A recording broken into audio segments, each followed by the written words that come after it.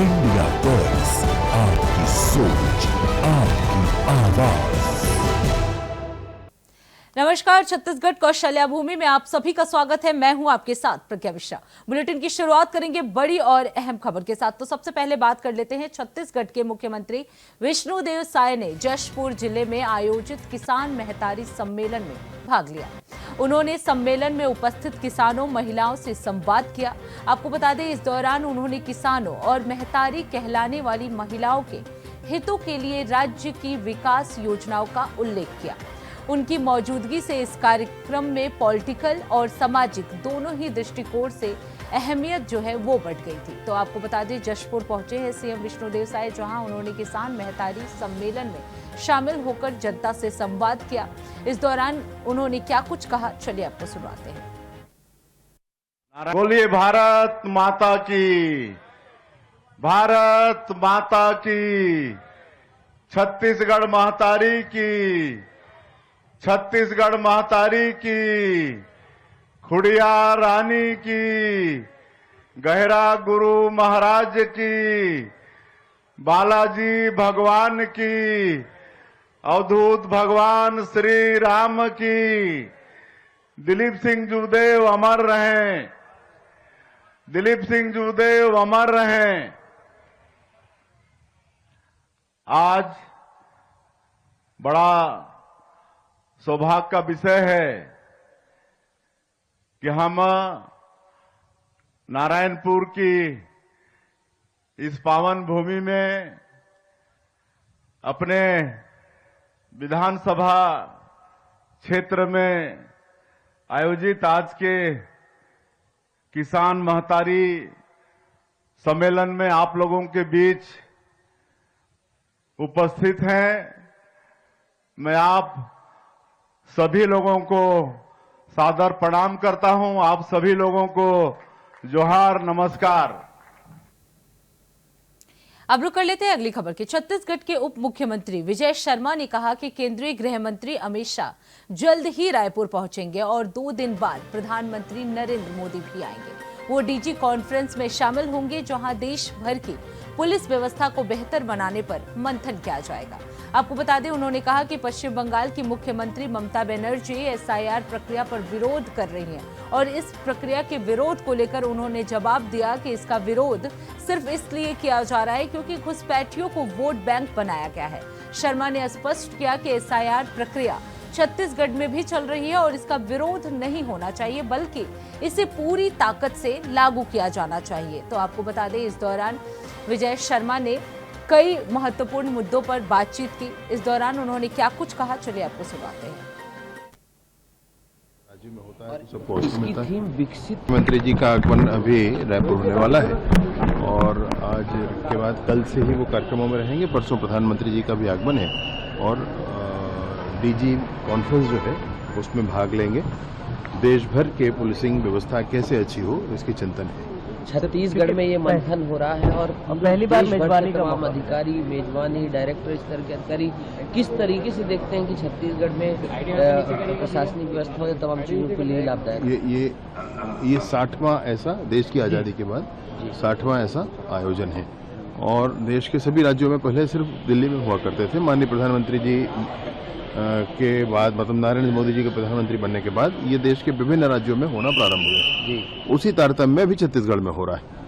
तो अच्छा प्रयोग है, अच्छा विषय है, अलग अलग राज्यों में होता है तो सबको अवसर मिलता है। थीम विकसित भारत जो 2047 का विजन है, वही थीम इसकी भी रखी गई। विकसित भारत के साथ इसके वहाँ की सुरक्षा, विकास के साथ सुरक्षा का भी उतना ही बड़ा भाव होता है, तो होना ही चाहिए। सर, पीएम मोदी ने तारीफ की है कि 2030 का जो कॉमनवेल्थ गेम होगा उसको लेकर के भारत मेजबानी करेगा। इस पर तारीफ की और कहा बहुत उत्सुक है हम इसको।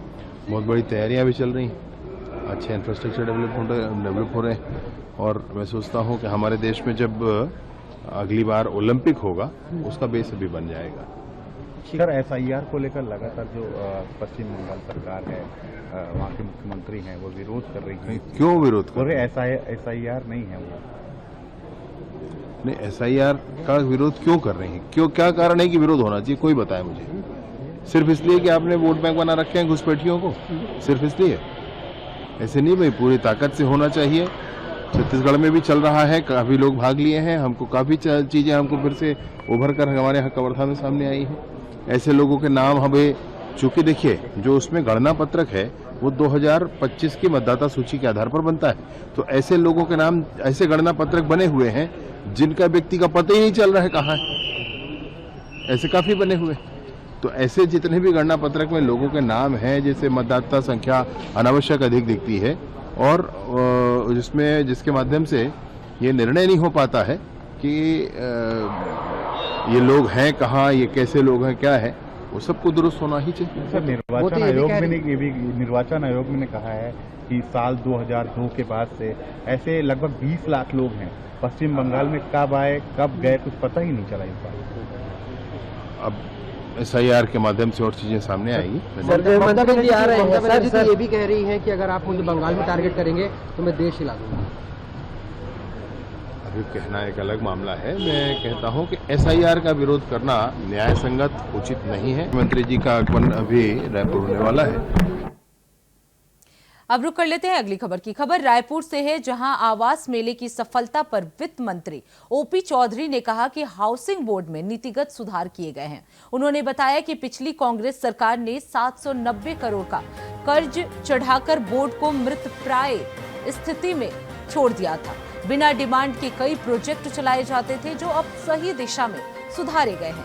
वित्त मंत्री ने कांग्रेस नेताओं पर भी निशाना साधते हुए कहा कि सत्ता लोलुपता और रिश्वतखोरी के साथ आपसी संघर्ष कांग्रेस की संस्कृति रही है। उन्होंने आरोप लगाया कि कांग्रेस ने जमीन के रेट नहीं बढ़ाए ताकि शराब घोटाला, कोल लेवी और महादेव सट्टा ऐप जैसी काली कमाई को जमीन पर खपाया जा सका। और क्या कुछ कहा वित्त मंत्री ने, चलिए आपको सुनाते हैं। जिलों में हाउसिंग बोर्ड में पहले तो नीतिगत रूप से चीज़ों को ठीक किया गया। जो पिछली सरकार 790 करोड़ का बेजा लोन चढ़ाकर गई थी और हाउसिंग बोर्ड को मृतप्राय स्थिति में पहुंचा दिया गया था, उससे बचाया गया सरकार के द्वारा मदद करके, लोन का रीपेमेंट करके। पहले बिना डिमांड के कई जगह प्रोजेक्ट हो जाते थे, उसके लिए नियम बनाया गया कि 3 महीने में हर महीने 10% की बुकिंग या एक साथ पहले महीने में 60% की बुकिंग होने पर ही वहाँ पर टेंडर जारी करके निर्माण काम किया जाएगा। इस तरह के पॉलिसीगत निर्णय लिए गए ताकि एक स्वस्थ परंपरा आगे बढ़ सके।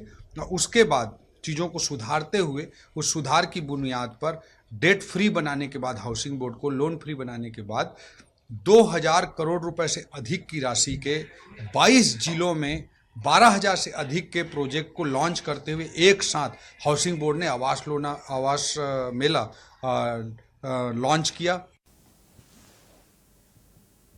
अब रुक करते हैं अगली खबर की। खबर छत्तीसगढ़ से है, जहां राज्य सरकार की धान खरीदी नीति के तहत किसानों के अनाज को अवैध रूप से बेचने से रोकने के लिए सख्त कार्रवाई की जा रही है। आपको बता दें, आज कलेक्टर दीपक सोनी के निर्देशानुसार संयुक्त जांच दल ने धान खरीदी केंद्रों में अवैध धान खपाने की मंशा रखने वाले कारोबारियों पर मंडी अधिनियम 1972 के तहत कार्रवाई की है। आपको बता दें, इस कार्रवाई में भाटापार विकास खंड के मोपका स्थित मेंबर्स नारायण साहू अनाज भंडार से 349 क्विंटल अवैध धान जब्त किए, जिसकी कीमत लगभग 7,69,000 रुपए बताई जा रही है। आपको बता दें, फर्म संचालक नारायण साहू के खिलाफ प्रकरण दर्ज कर लिया गया और उनके गोदाम को सील भी कर दिया गया है। कार्रवाई के दौरान तहसीलदार यशवंत राज, सहायक खाद्य अधिकारी लक्ष्मण कश्यप और मंडी उप निरीक्षक प्रफुल्ल मांझी और श्याम लाल उपस्थित थे। तो आपको बता दें, अवैध धान पर यह बड़ी कार्रवाई हुई है, जिसमें 7 लाख रुपए की 349 क्विंटल अवैध धान जब्त कर लिए गए हैं।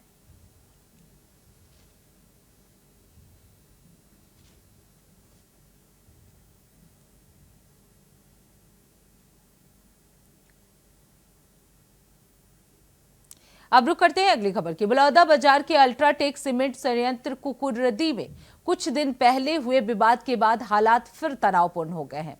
सेमराहा डी निवासी श्रमिक भानुराम साहू पर चाकू से हमला किया गया था, जिसमें वो गंभीर रूप से घायल हो गया था। उनका इलाज रायपुर के निजी अस्पताल में जारी है। जानकारी के अनुसार कुछ दिनों पहले संयंत्र परिसर में श्रमिकों और सिक्योरिटी गार्ड के बीच झड़प हो गई थी। श्रमिकों के गार्ड पर गाली गलौज और मारपीट के गंभीर आरोप लगाए गए थे। इस घटना के विरोध में श्रमिकों ने संयंत्र के बाहर धरना दिया था, जिसके बाद संयंत्र प्रबंधन ने संबंधित गार्ड को नौकरी से निष्कासित भी कर दिया। सूत्रों के मुताबिक गार्ड के पुत्र ने रंजिश में श्रमिक भानु राम साहू को फोन कर बुलाया और चाकू से उस पर हमला कर दिया।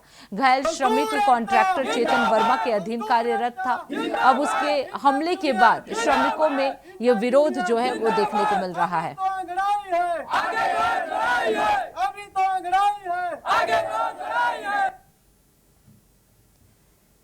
तो आपको बता दें, हमले की खबर मिलते ही श्रमिकों में भारी आक्रोश जो है वो देखने को मिला।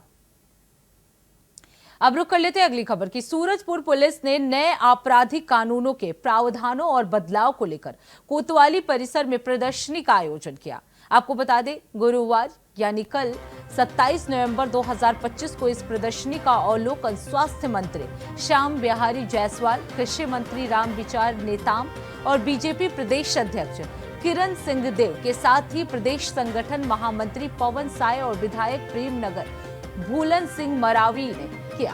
प्रदर्शनी में नवीन कानूनों, महिला और बाल संरक्षण के साथ ही शून्य एफआईआर, ईएफआईआर और प्रौद्योगिकी के उपयोग जैसे महत्वपूर्ण प्रावधानों पर आकर्षक डिस्प्ले के माध्यम से जानकारी दी गई।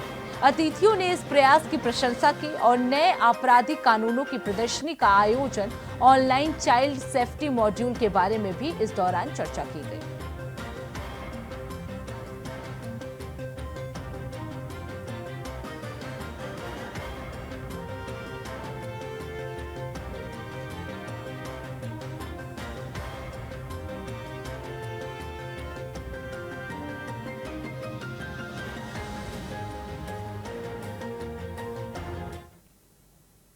अब रुक करते हैं अगली खबर के। बस्तर में माओवादियों के एमएनसी जोन ने बड़ा बयान दिया है। आपको बता दें, एमएनसी जोन के प्रवक्ता अनंत प्रेस नोट जारी कर कहा कि 1 जनवरी को सभी नक्सली हथियारबंद संघर्ष को विराम दे दिया जाएगा। प्रवक्ता ने नक्सलियों से अपील की कि वो एक एक कर नहीं बल्कि सभी एक साथ आगे बढ़े। उन्होंने कहा कि वो अपने साथियों के साथ सरकार की पूना मार्गे नीति अभियान को स्वीकार करें, लेकिन इसे समर्पण नहीं माना जाना चाहिए। एमएनसी ने प्रवक्ता आंतरिक तालमेल के लिए बाओपेंग का खुला फ्रीक्वेंसी नंबर जारी किया है और कहा कि वो इसी प्रकार से साथ जाएंगे तो उन्हें अधिक तवज्जो देंगे।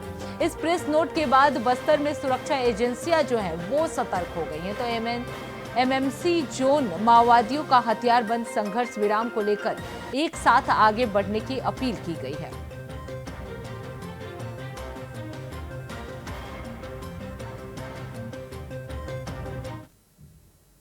अब रुक कर लेते हैं अगली खबर की। खबर बलौदाबाजार से है, जहां सहकारिता विभाग में डेटा एंट्री ऑपरेटरों की समस्याओं ने उबाल ले लिया है। छत्तीसगढ़ राज्य सरकार ने 15 नवंबर से धान खरीदी प्रारंभ करने के लिए 166 नए डेटा एंट्री ऑपरेटर नियुक्त किए और उन्हें 5 दिन का प्रशिक्षण भी दिया। पहले हड़ताली कर्मचारियों पर एस्मा लगाकर सरकार ने उन्हें अंतिम अवसर दिया, जिसके बाद वो अपने काम पर लौट आए, लेकिन नए नियुक्त युवाओं को बिना सूचना के कार्य से मुक्त कर दिया गया। कई युवा दूसरी नौकरी छोड़कर ये पद ज्वाइन कर चुके थे। युवाओं ने बताया कि उन्हें 6 माह की नौकरी का आश्वासन दिया गया था और काम अच्छा करने पर भविष्य में फिर से नियुक्त किया जाएगा। अब वो अपनी मांग पूरी होने तक कलेक्टर कार्यालय में धरना पर बैठे हैं। तो बलौदाबाजार में डेटा एंट्री ऑपरेटरों का ये प्रदर्शन देखने को मिला है। आपको बता दें, 166 नए डेटा एंट्री ऑपरेटरों की नियुक्ति की गई थी, लेकिन पुराने ऑपरेटरों के आ जाने के बाद उन्हें हटा दिया गया, जिसका वो कंटिन्यू विरोध कर रहे हैं, प्रदर्शन कर रहे हैं।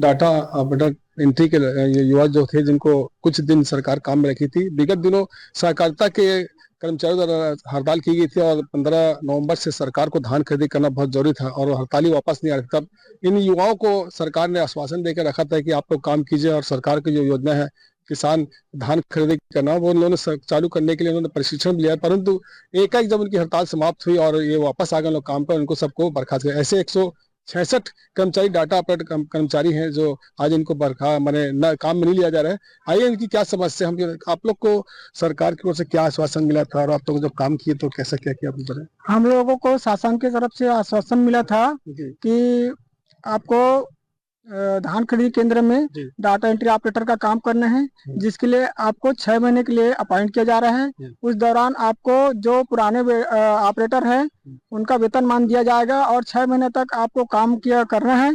अगर आपके काम अच्छा रहेगा तो और भविष्य में आपको काम दिया जाएगा। इस प्रकार के कलेक्टर साहब के द्वारा आश्वासन दिया गया था। इस बीच आप लोग को लेटर मिला हो या प्रशिक्षण लिया हो या काम किया हो आप लोग? सर प्रशिक्षण तो सर बलौदा बाजार ऑडिटोरियम में माननीय कलेक्टर साहब के द्वारा हम लोग को प्रशिक्षण दिया गया था और दिशा निर्देश जो भी था वो हम लोग को प्रदान किया गया था सर। उसके बाद अभी आप लोग क्या आश्वासन मिला शासन की ओर से या कोई प्लेसमेंट एजेंसी की ओर से कि आप हम वापस काम में रखेंगे, नहीं करेंगे, ऐसा कुछ बात? अभी तो सर हम लोगों को सीधा काम से निकाल दिया गया सर, और कोई अधिकारी जो है या कर्मचारी है वो जवाब देने के लिए तैयार नहीं हो रहे हैं सर अभी। तो फिर आप लोग आगे कदम क्या है, और कोई मंत्री से मुलाकात किए या फिर कुछ और कुछ? अभी तो माननीय कलेक्टर साहब के पास आए हैं सर, अब उन्हीं से गुजारिश करेंगे सर। उसके बाद वो जो जिस हिसाब से उन लोग निर्णय लेंगे उस हिसाब से फिर आगे कदम बढ़ाएंगे सर हम लोग। देखिए आप लोग ये युवा लोग वर्ग हैं जो लगातार संघर्ष कर रहे अपने, जिन्होंने काम छोड़ के भी आए थे और काम छोड़ने के बाद भी यहाँ ज्वाइनिंग किए, 3 दिन का काम भी किए, प्रशिक्षण भी लिए, उसके बाद इन लोग को काम से बाहर निकाल दिया गया। और दुकानों से बताया गया कि शासन इस कैसे उदारता पर विचार करता है। इंडिया वाइज के लिए से प्रदीप। अब रुक करते हैं अगली खबर की। छत्तीसगढ़ की क्रिकेट प्रेमियों के लिए खुशखबरी है। आपको बता दें, भारत और दक्षिण अफ्रीका के बीच 3 दिसंबर को रायपुर में होने वाले वनडे मुकाबले के लिए टिकट बिक्री का दूसरा चरण आज से शुरू हो रहा है। छत्तीसगढ़ स्टेट क्रिकेट संघ ने जानकारी दी कि ऑनलाइन टिकट बुकिंग आज शाम से फिर से शुरू हो जाएगी। पहले चरण की टिकट बिक्री 22 नवंबर को हुई थी और इस चरण में भी दर्शक ऑनलाइन बुकिंग के माध्यम से अपने स्थान सुनिश्चित कर सकते हैं। ऑनलाइन बुकिंग के बाद खरीदे गए टिकट को बूढ़ापारा स्थित सरदार बलबीर सिंह इंडोर स्टेडियम से प्राप्त किया जा सकेगा। इस मुकाबले को लेकर स्टेडियम और आसपास की सुरक्षा और सुविधाओं का इंतजाम भी किया गया है। क्रिकेट प्रेमियों का उत्साह इस मुकाबले को और भी खास बना रहा है। तो आपको बता दें, अब छत्तीसगढ़ वासियों के लिए खुशखबरी है, क्रिकेट प्रेमियों के लिए खुशखबरी है, क्योंकि वनडे मुकाबले के दूसरे चरण की टिकट की बिक्री जो है आज से शुरू हो गई है। तो जो क्रिकेट प्रेमी हैं वो टिकट खरीद सकते हैं। आज शाम से टिकट जो है वो मिलना शुरू हो जाएगा। अब रुक कर लेते हैं अगली खबर की। खबर दुर्ग से है, जहां छत्तीसगढ़ के लगभग 16,000 NHM संविदा स्वास्थ्य कर्मचारी अपने लंबित वेतन और आंदोलन के दौरान सेवा से पृथक कर्मचारियों की बहाली को लेकर प्रशासन के पास पहुंचे। प्रदेश के NHM कर्मचारी संघ ने दुर्ग कलेक्टर से मुलाकात कर मुख्यमंत्री को ज्ञापन सौंपा है। आपको बता दें, इस दौरान संघ ने बताया कि विगत 2 महीने से वेतन न मिलने के कारण कर्मचारियों को सामाजिक और आर्थिक संकट का सामना करना पड़ रहा है। बच्चों की पढ़ाई, घर गृहस्थी और ऋण भुगतान सहित दैनिक खर्चों की पूर्ति भी मुश्किल हो गई है। कर्मचारियों ने आंदोलन के दौरान सेवा से पृथक किए गए साथियों की बहाली का भी आग्रह किया। आपको बता दें, स्वास्थ्य मंत्री और बीजेपी प्रदेश अध्यक्ष के आश्वासन के बावजूद आज तक बहाली नहीं हुई है, जिससे कर्मचारियों में निराशा व्याप्त है। तो 16,000 NMM कर्मचारियों ने ज्ञापन सौंपा है सीएम के नाम। वेतन भुगतान और साथियों की बहाली को लेकर यह मांग की गई है।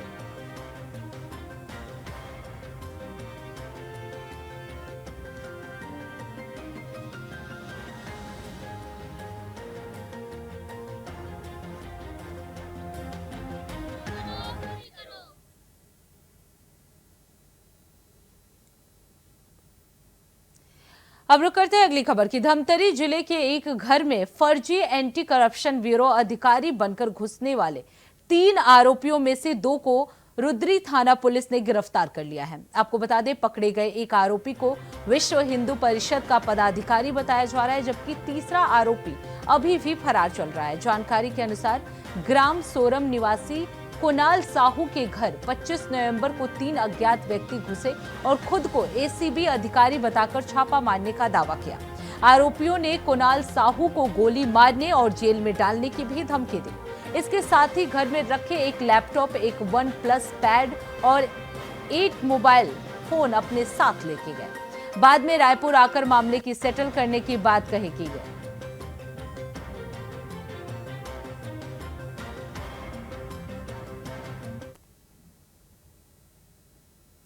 अब सीधे आपको रांची ले चलते हैं, जहां सीएम हेमंत सोरेन प्रशस्ति पत्र बांट रहे हैं। चलिए आपको दिखाते हैं। रांची के इस ऐतिहासिक मैदान में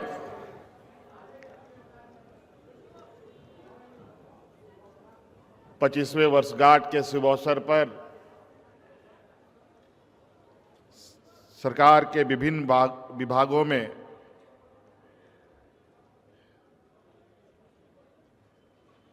नियुक्त हुए नवनियुक्त अभ्यर्थियों की एक बड़े समूह का इस जमावड़े में नवनियुक्त अभ्यर्थियों का और मंच पर हमारे मंत्रिमंडल सहयोगी, सांसद, विधायक सभी का मैं हार्दिक अभिनंदन करता हूं और 25वें वर्षगांठ के शुभ अवसर पर ढेर सारी शुभकामनाएं देता हूं।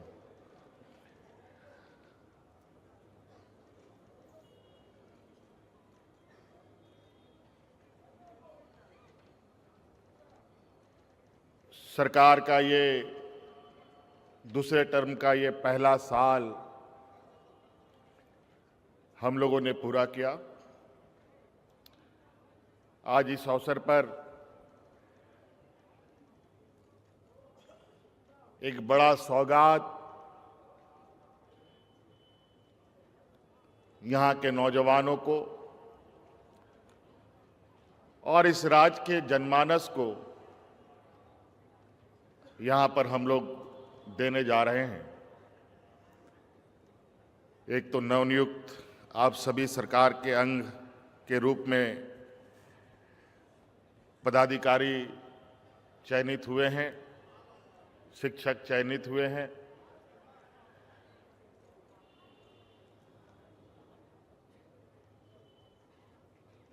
आज के बाद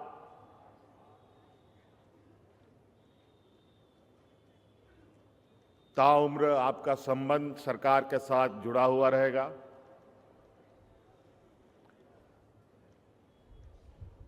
आज इतना बड़ा समूह यहां एकत्रित है। मैं तो बड़ा आश्चर्य हूं कि हम लोग एक राजनेता होने के बावजूद भी इतना बड़ा संख्या का आम सभा भी हम लोग के लिए बड़ा मुश्किल होता है। आज नियुक्ति इतनी बड़ी, 25 साल का युवा राज, इतना बड़ा नियुक्ति मुझे लगता है कि इससे पहले कभी किसी कार्यकाल में हमें देखने को नहीं मिला। आज मन में उत्साह भी है और थोड़ा मन भावुक भी है, क्योंकि इस राज्य का एक मार्गदर्शक, इस राज्य का छांव रूपी एक विशाल वृक्ष के रूप में जाने जाने वाले आदरणीय दिसंगुरु शिबू सोरेन जी नहीं हैं हम लोग के बीच में। आज वो मंजर देखते और हम लोग के बीच में आशीर्वाद देने आते या होते तो उनको अत्यंत खुशी होती कि हम लोग किस तरीके से निरंतर इस राज्य के हर कोने में बसने वाले हर व्यक्ति, हर वर्ग,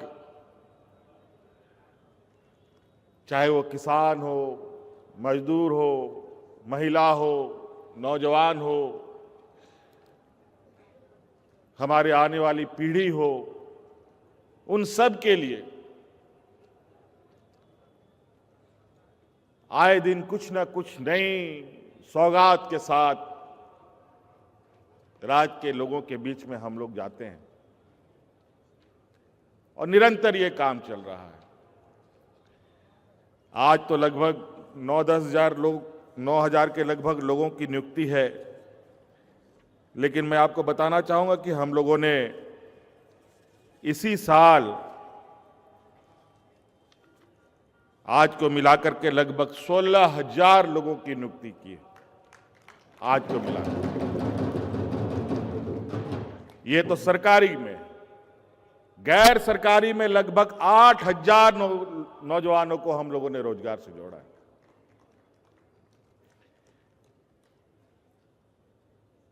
इसी तरीके से विगत 2020-24 के कार्यकाल में भी लगभग 24-25 हजार लोगों की सरकारी नियुक्ति हमने की। 28,000 से अधिक नौजवानों को गैर सरकारी संस्थानों में रोजगार से जोड़ने का हम लोगों ने काम किया। कई चुनौतियों के बावजूद हमारे विपक्ष लगातार हमारे कार्यशैलियों पर सवाल करते थकते नहीं हैं। सवाल तो करते ही करते हैं, साथ साथ में कोर्ट कचहरी में भी हमारे अनेक कार्यों को बाधित करके अड़ंगा लगाने का भी काम करते हैं।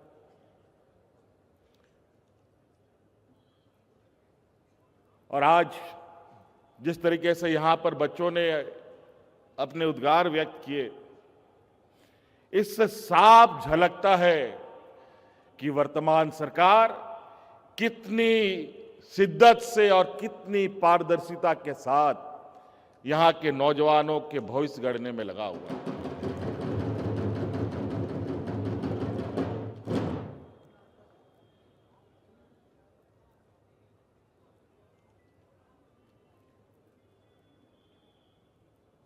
बड़े ही विचित्र तरीके के आरोप, और इसमें कई ऐसे गिरोह भी शामिल हैं जो यहां के नौजवानों का भविष्य ना बन पाए, वो अपने पैरों पर खड़ा ना हो, इस राज्य का सर्वांगीण विकास का हिस्सा ना बने, इसका भी वो कामों में कैसे बाधित हो, इन कामों में लगे रहते हैं। आप बताइए, यहां पर आप लोग की आवाज से मैं सुनना चाहता हूं, क्या आप लोगों में से किसी का नियुक्ति पैसा पैरवी पर हुआ है क्या? बताइए। लेकिन ये तो फिलहाल छत्तीसगढ़ कौशल्या भूमि में बस इतना ही। देश दुनिया की तमाम बड़ी खबरों के लिए देखते रहिए इंडिया वॉइस। तब तक के लिए नमस्कार।